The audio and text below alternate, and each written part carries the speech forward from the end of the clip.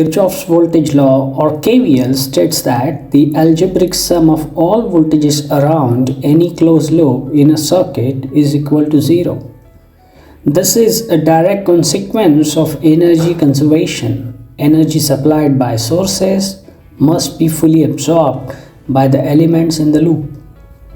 In the circuit shown, we have single closed loop with one voltage source and three resistors R1, R2 and R3.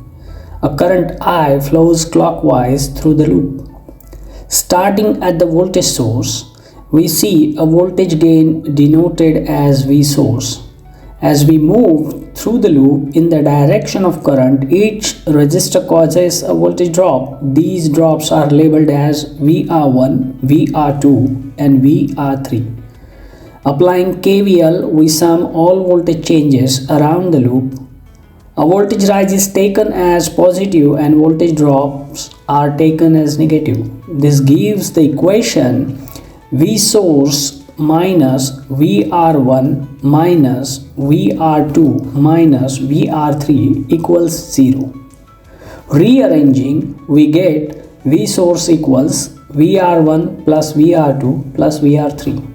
This means the total energy supplied by the source is exactly equal to the total energy dissipated by the resistors.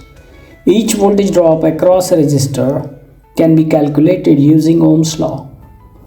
V equals I times R. Since this is a series circuit, the same current flows through all resistors. So each voltage drop is proportional to its resistance. In summary, Kirchhoff's voltage law ensures that the energy is conserved in electrical circuits and it provides a fundamental tool for analyzing voltages in any closed loop.